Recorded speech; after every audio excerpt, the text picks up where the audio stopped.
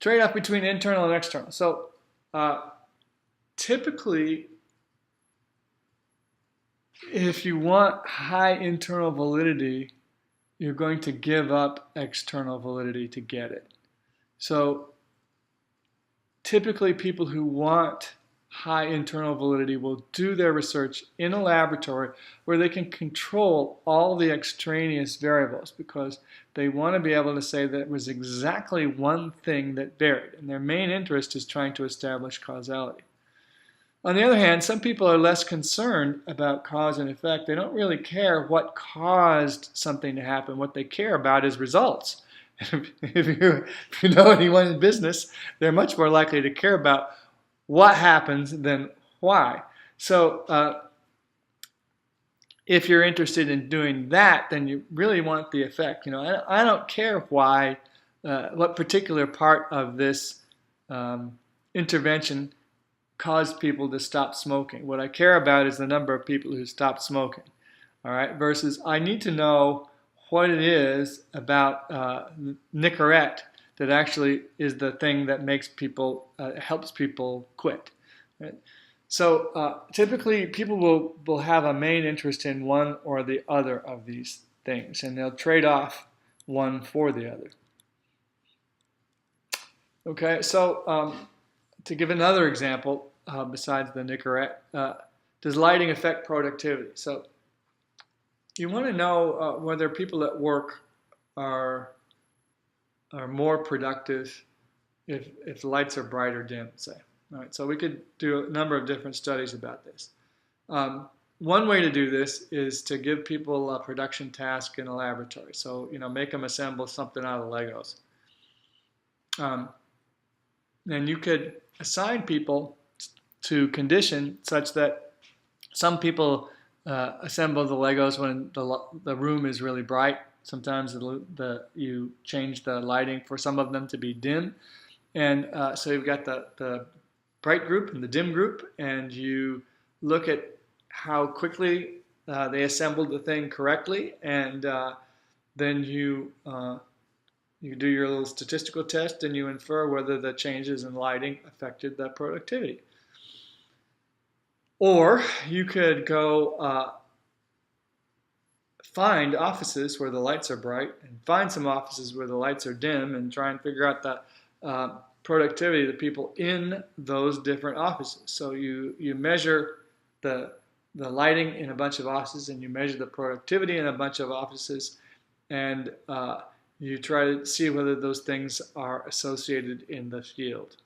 Okay, so in the first case, you could be pretty sure that your lighting was the only variable that changed, and you'd be in a good position to talk about cause and effect.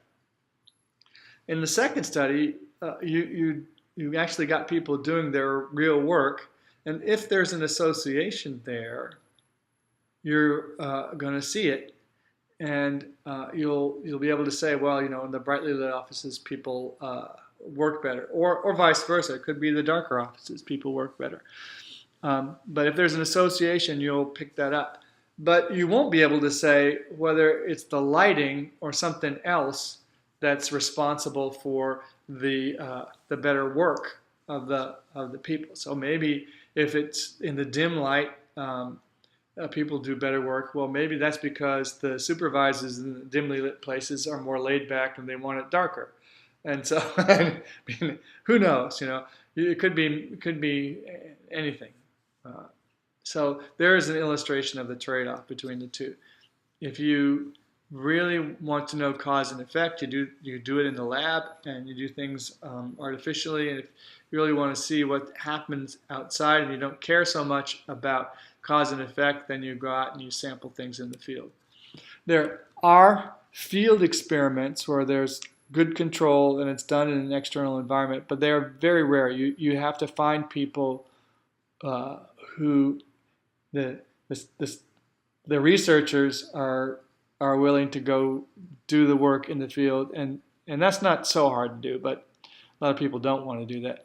The really hard thing is trying to find the people in the businesses, for example, who want to participate in that. They want to know they want to know what's going to help them And they don't want to do studies to find that out.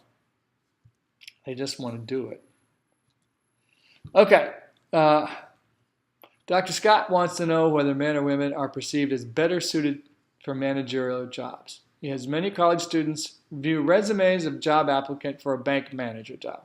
Each student sees only one resume, and the resumes are identical except one has a picture of a man, the other has a picture of a woman. His study is probably high on blank validity but low on blank validity. And it could be construct statistical, external, internal, internal, external, statistical construct. All right. So he's got lots of students, so probably his statistical validity is pretty good. He's got college students doing this, but he wants to know about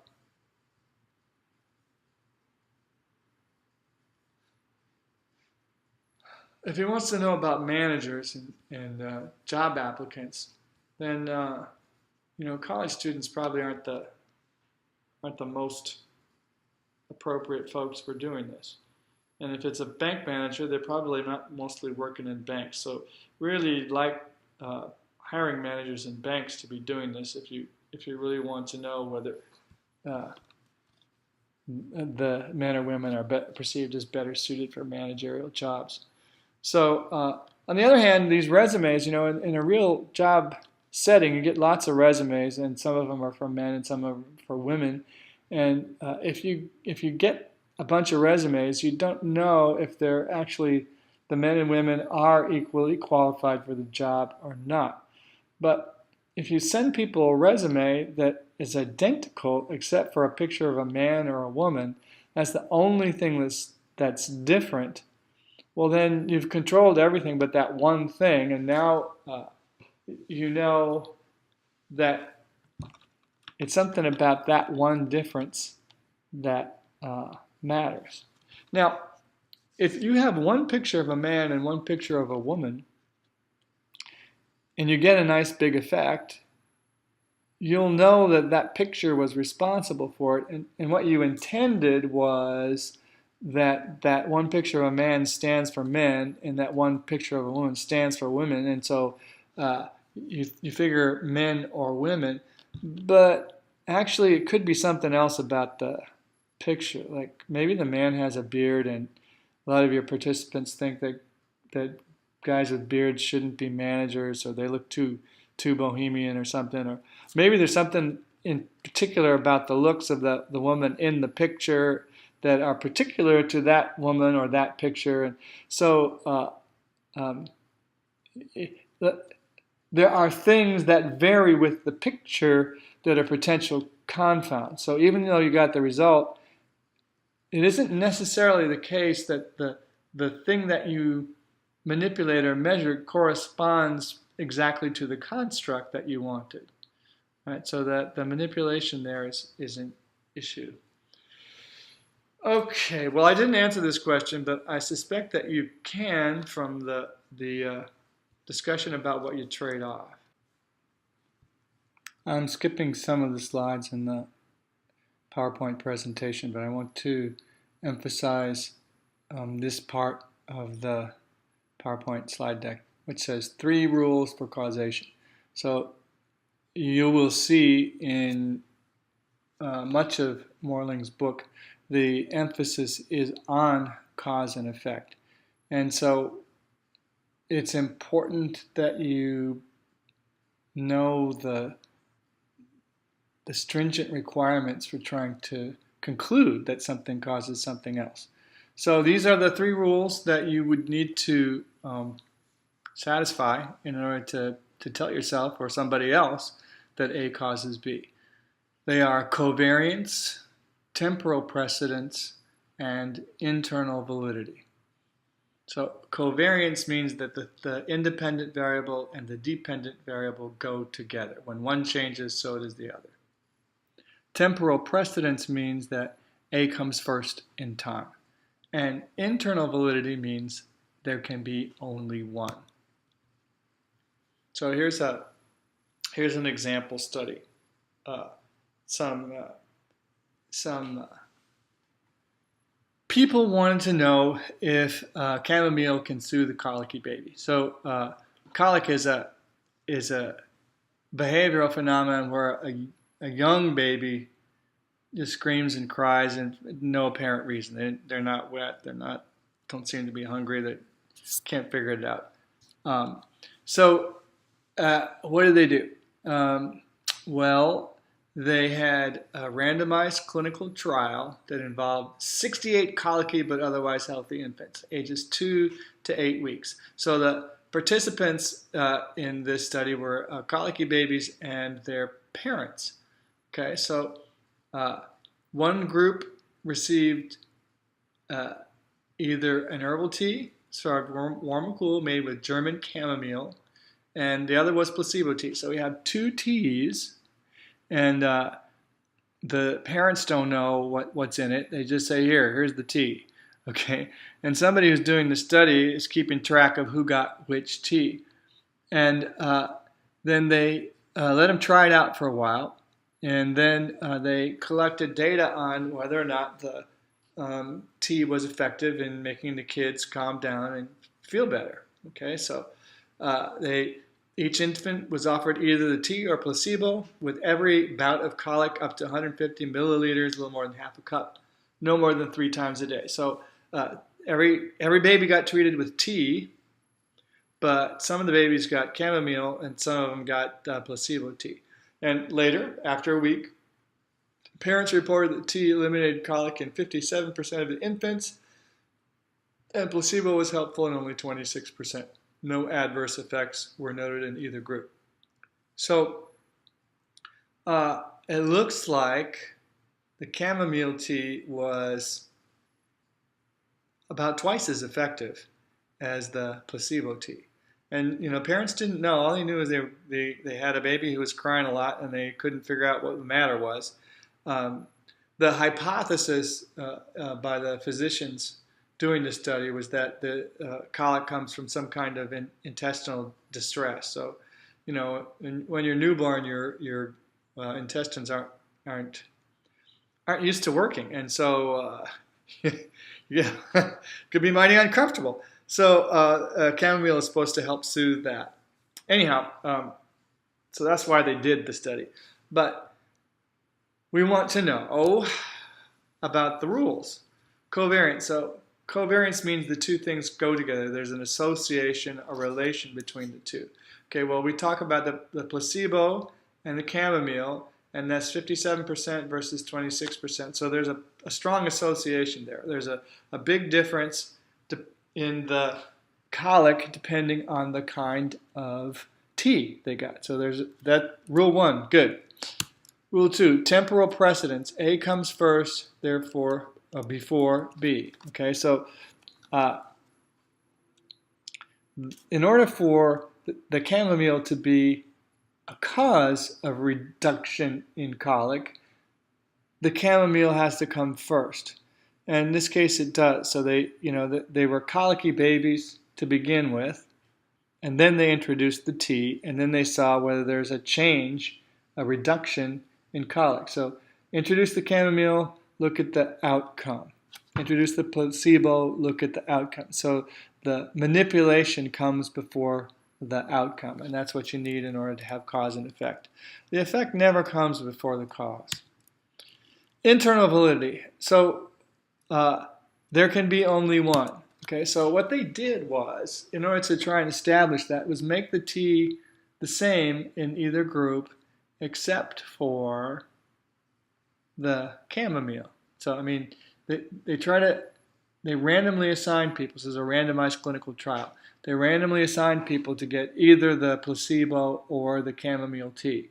Now, if they had not randomly assigned the tea to the kids, they'd done it on some other basis, then you wouldn't know whether this nice big difference was due to the tea or that some other thing. So if the rich people got the chamomile, or if the most severe colicky babies got the chamomile or whatever, then you wouldn't know if it was those other things, the confounding variables, that were responsible, or if it were the chamomile. So the idea in the randomized clinical trials there can be only one thing. So in this case, we satisfied all the rules, and so we can say, by golly, it looks pretty good that chamomile is in fact helpful in reducing symptoms of colic in babies. So the psychologists manipulate the variable they think is the cause. That's the independent variable, and in our tea tasting it was chamomile versus something else. And then they measure the outcome of the dependent variable, so how colicky are the babies.